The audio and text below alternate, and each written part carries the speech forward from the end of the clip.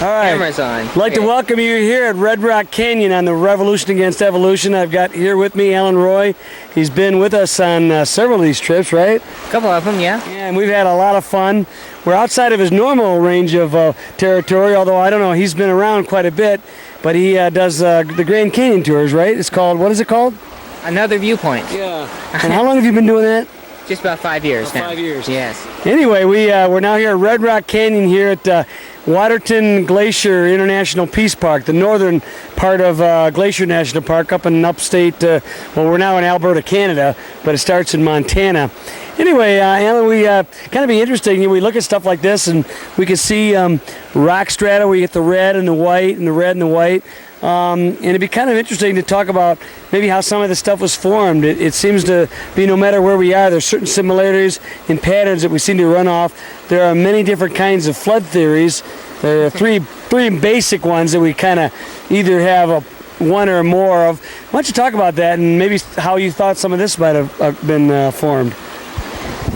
As I understand it, this is a Precambrian kind of rock. It's a quartzite, which Mike was talking about earlier. Right. And this was perhaps in the earliest stages of the flood or even before the flood when these layers were put down, or it could be in the early part of the flood where we're not sure yet, that we don't have a really good model for some of the Precambrian rocks. All right. In fact, we have a lot of models that are in flux right now. Yeah. It's obviously with the banding in the rock, with the red and the white, different things were happening at different times. So each thing represents a different event that was going on at the time that the sediments were being put down here. Just exactly why, I couldn't tell you, but obviously different things at different times going on. And that doesn't mean, years and years in between, but just, like could be minutes apart or days apart, right, or something, but various different things at different times were happening.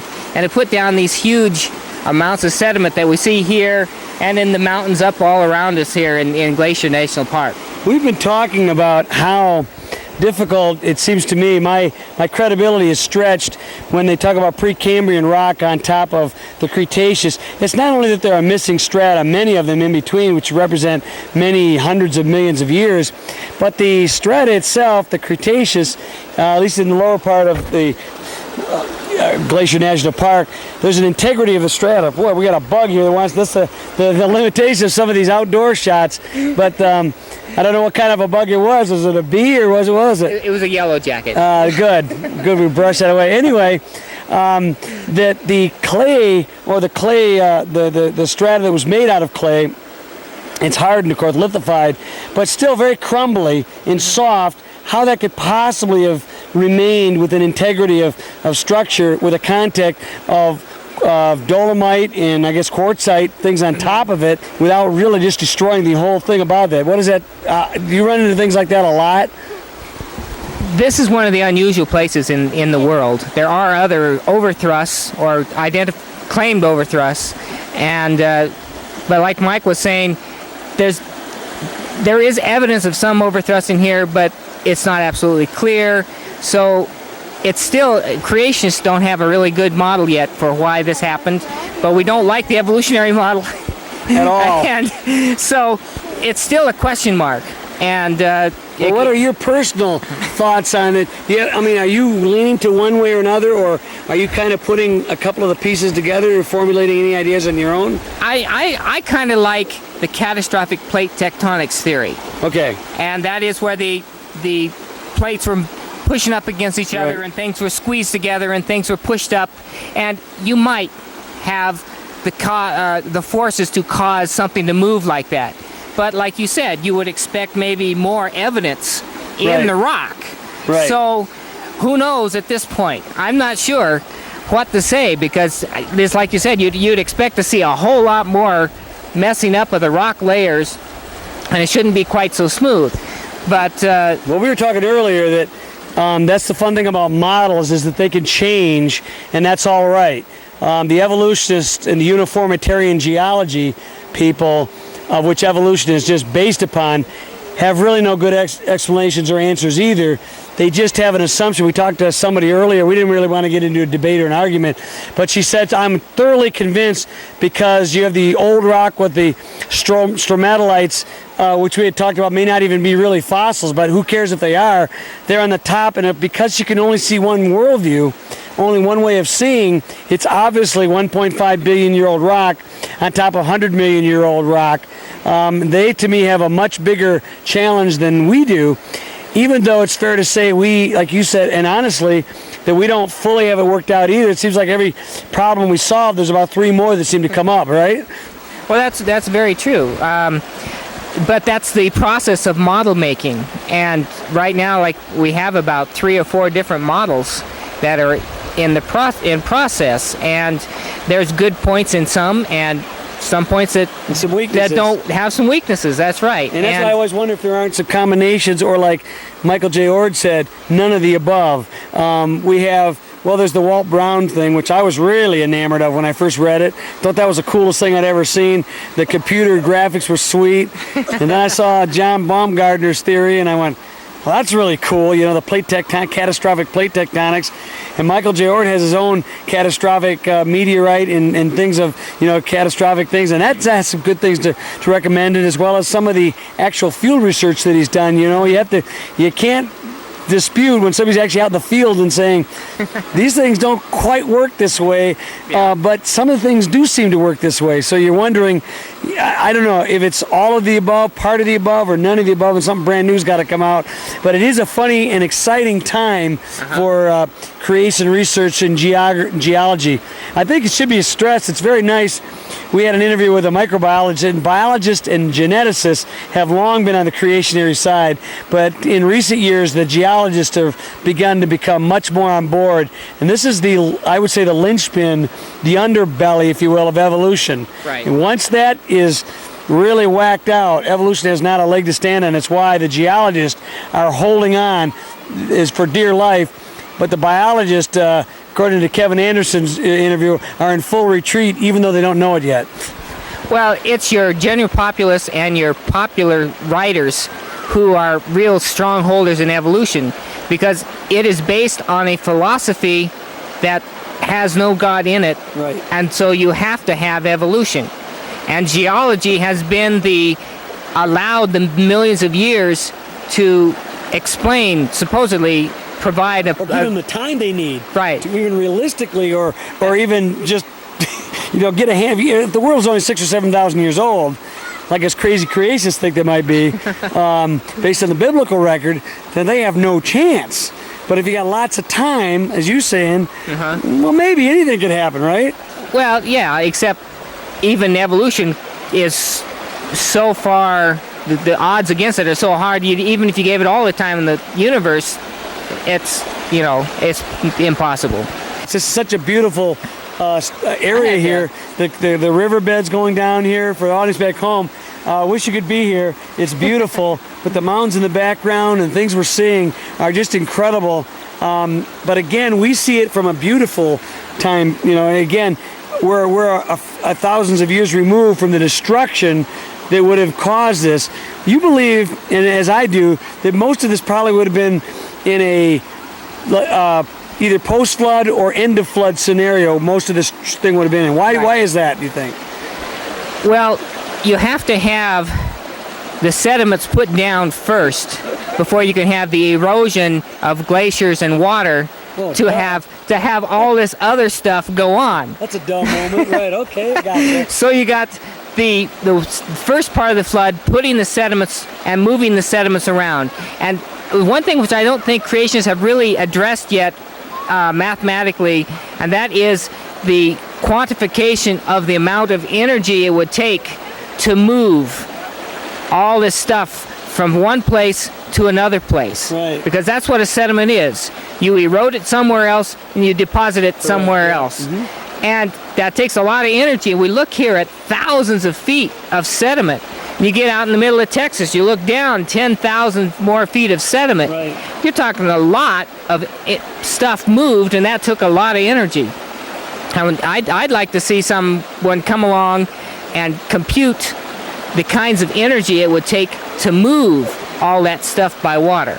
Well, I think, as we get more and more resources and get more and more data plugged in, I see some of the mathematicians beginning to work in computer model, people beginning to work. Granted, a lot of that's still theoretical, but it does give us a greater confidence that what we've known to be true based on the biblical record, that is, the fountains of the deep broke up and the waters rose, waxed exceedingly great on the earth for 40 days and 40 nights, and 150 days it continued to increase, and then after that it began to decrease, and that's when we believe the canyons and a lot of that stuff would have been eroded, but the actual building up, I can't even conceive of the amount of catastrophe involved in that. This is one reason why I really like the concept of the asteroids hitting the Earth. We know that there's some 180 to 200 asteroid impact craters are found around the Earth, and that might represent maybe 1/3 of the total globe. So we're looking at somewhere around 1,600 known possible impacts, ranging from small to hundreds and hundreds of miles in diameter. And those things, when they strike the Earth, are going to import into the Earth tremendous quantities of energy. Wow. And this is what we need for a flood. Like I mentioned a second ago, we need lots of energy to move lots of dirt from there to there. Well, when we read the biblical record even, it seems to indicate the waters went to and fro over the earth. It's almost, and you and I were talking last night, we were together there, and how in some areas of the world, probably the water was not there at first, and it came in, and maybe there was even some tidal action where it went over and then even receded back and forth a little bit. Some of the phenomena, the geological phenomena, Doug and I have talked about this, how to explain like footprints and ripple marks and things of that nature. Right. How do you, in fact, why don't you tell the audience how you would think might be a realistic or at least a conceivable explanation for that? Well, I have a model that combines asteroid impacts with catastrophic plate tectonics. That's what I was getting at. Okay. And first, we have a storm of asteroids striking the Earth over a fairly short period of time, perhaps the first 40 days or perhaps the first 150 days. Okay. If we did it for the 150 days, that comes to about 4 impacts a day. Wow. And these things, if they hit in the oceans, are going to cause what are called impact tsunamis that could be rushing ashore at an altitude of 3 kilometers high. Oh. Okay, that's 9,000 foot tall waves sweeping ashore. Okay. Those are going to cause, when they reach the shallow waters, they're going to break and they're just going to churn up everything that's below them, just rip up whatever ground is there, whatever animals are there, whatever underwater animals are there, and they're just going to mix it all up into a great big ball and just take it inland. Okay. And it's for as long as the energy is high, it's going to be collecting all that stuff. And then as the energy begins to drop off, it's going to start laying out a layer of sediment as it goes along. Oh, okay. The front of it is going to keep digging up the ground in front of it, but behind it, they're going to be putting sediment. And it's going to be sorted with the big stuff first and get smaller and smaller and smaller as it goes along. Yeah, we all agree with that. Do you believe then that after that, I didn't want to cut you up, but it's like, how does this work with the plate tectonic idea then? Okay, the plate tectonics idea is based on the idea that the oceanic crust breaks loose and sinks down into the mantle. Correct, yes. In order to sink down into the mantle, you need some energy to cause the viscosity of the mantle to become weak.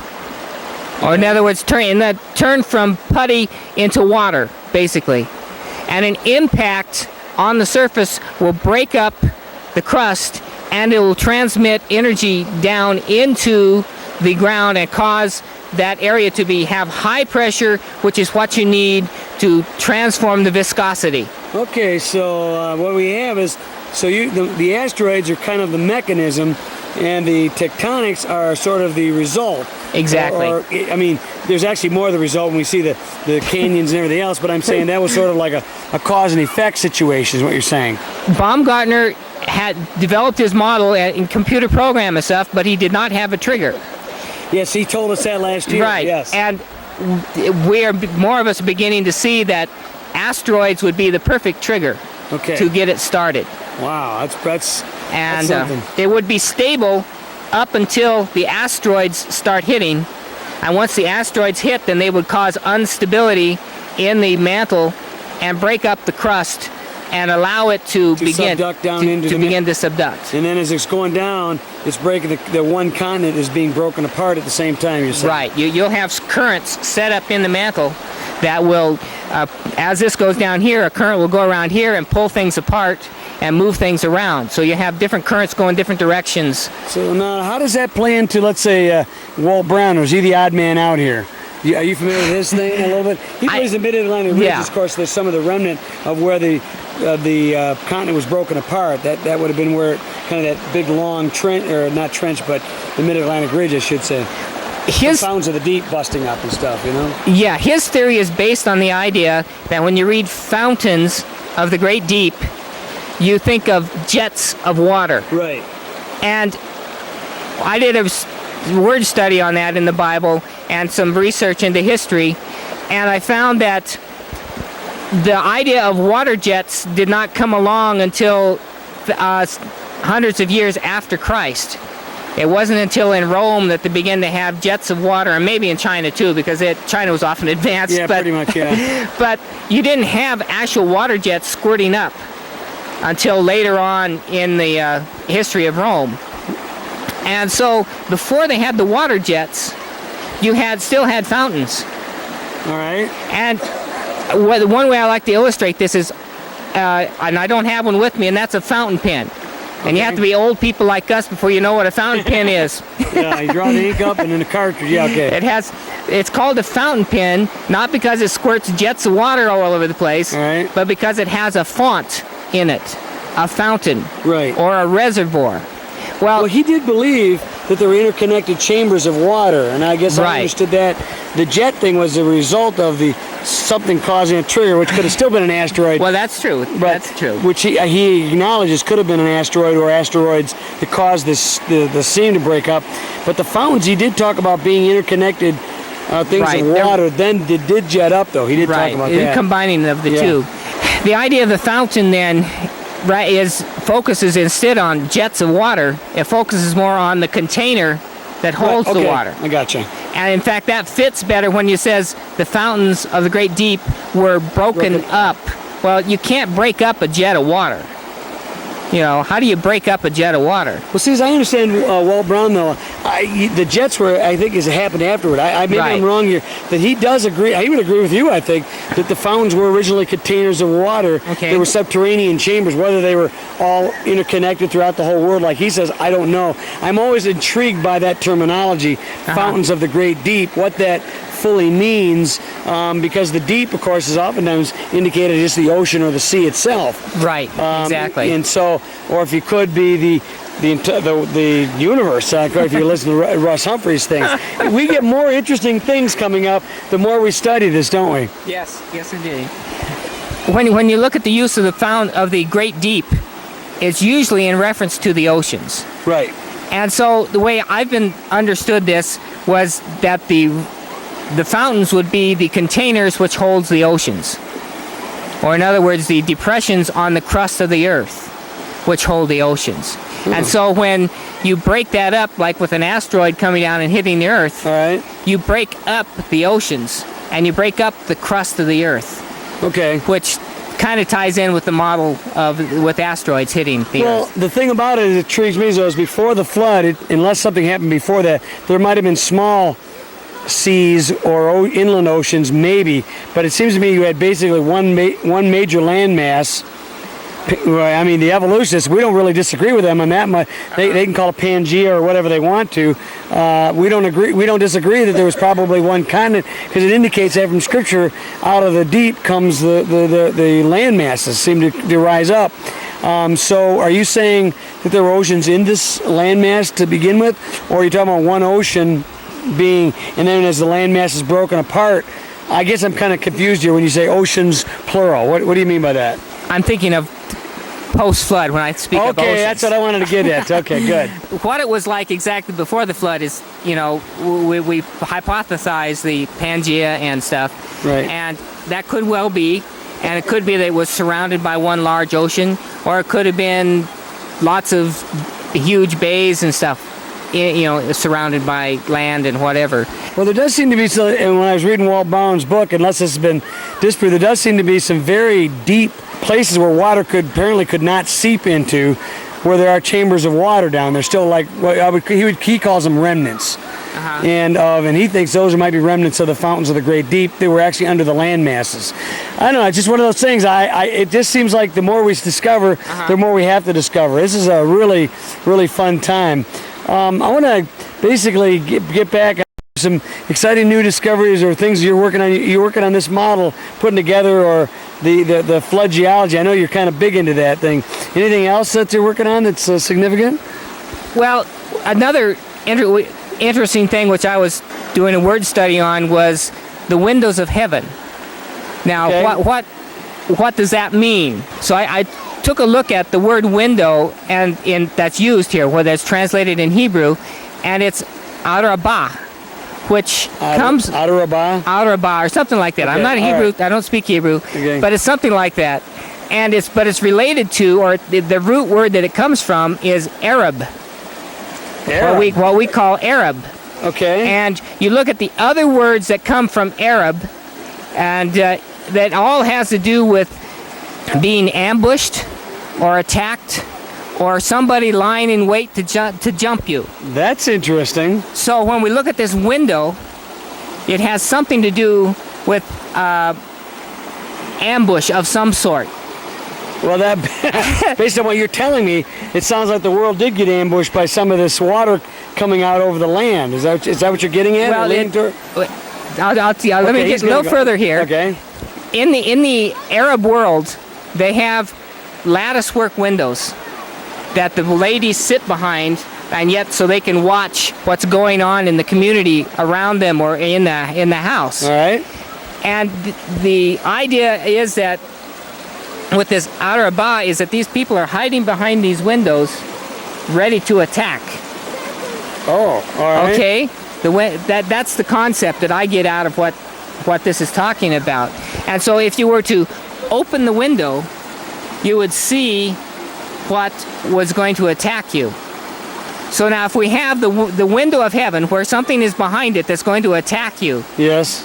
And you open that, you're going to get attacked. Okay. All right? It could be that this is talking about asteroids.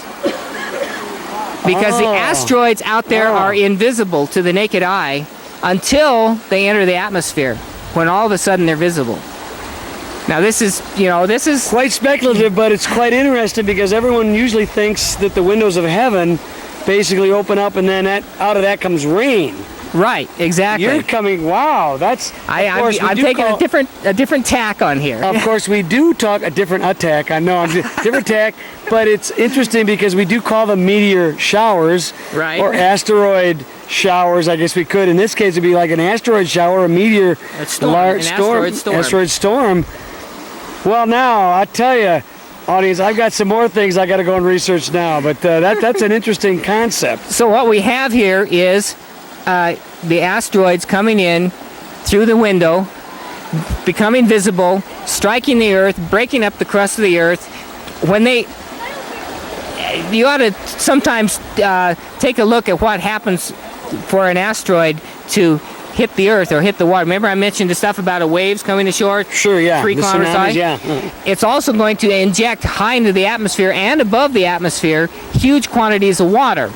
Correct, okay. That's going to go whoosh as soon as it gets outside. Now that's interesting because I hate to go back to Walt Brown, but that's one thing I did like about his theory was to explain how you could have 40 days and 40 nights of worldwide water continuously. I mean, usually water stops once it doesn't have any dirt or anything to collect it around.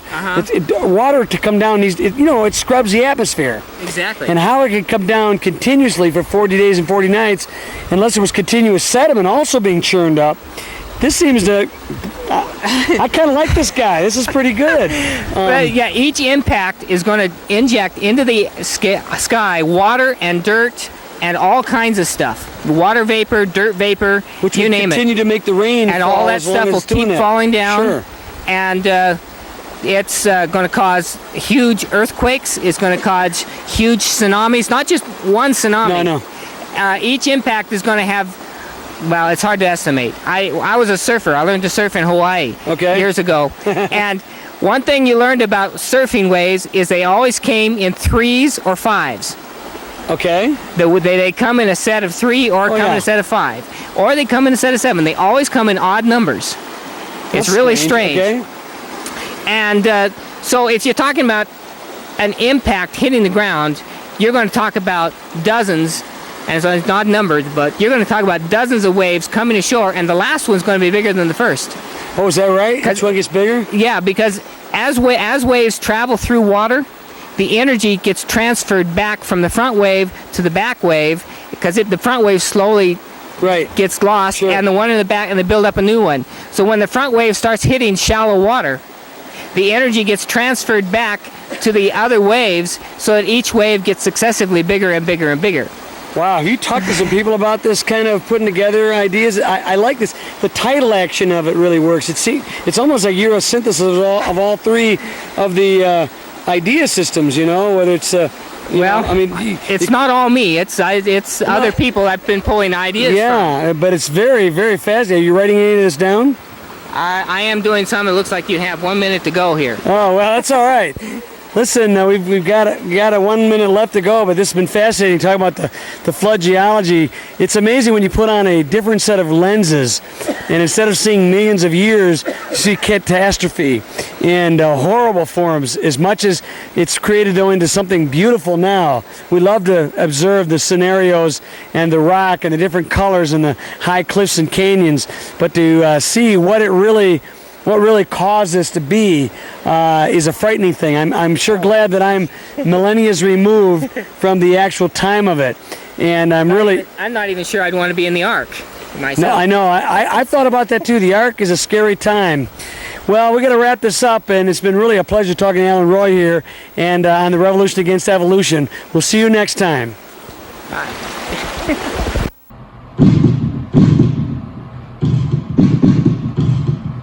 Don't let your geology mess up your theology. Sedimentary rock covers the continents at an average depth of 1.5 miles. Was that a gradual build-up over millions of years, or a year-long catastrophe like Noah's flood? Here's an evolutionary geologic column found only in textbooks. It's built by correlation. Does it represent reality? This column shows mostly vertebrates. That's skewed. But 95% of the fossils are invertebrates. 4.5% is plants and algae. Just a very small percentage of fossils are vertebrates. 95% of that is fish. But what if you find topsy-turvy fossils? Topsy fossils are supposed to be down, yet they're found up. Turvy fossils are supposed to be up, yet they're found down. I'll show a few examples. In Glacier National Park, here at Gunsight Mountain, the top layer is Precambrian. Underneath is Cretaceous. The entire park is upside down. At Tube Medicine, it is at the eastern end of the 50-mile out-of-order sequence. How could a section of mountains 350 miles long be uplifted and shoved over 50 miles? 25 miles west of Las Vegas, Nevada, in Red Rock Canyon, the rock sequence is Cambrian on top, then Jurassic, Triassic, and Permian. The gray rock is Cambrian and the red rock is Jurassic. 75 miles to the north and east is the Valley of Fire. That out-of-order sequence is the same, Cambrian, Jurassic, Triassic, Permian. In the middle is Precambrian Frenchman Mountain. Were there two overthrusts, one that created Red Rock Canyon, the other the Valley of Fire? Or was there one massive overthrust creating both? Or was this a Noah's flood event? South of Tucson, the Empire Mountains are Permian on top, then Cretaceous. But the contact is wavy, meshed like a gear. These and many other examples show that something is greatly wrong with the geology that we have been taught in public school.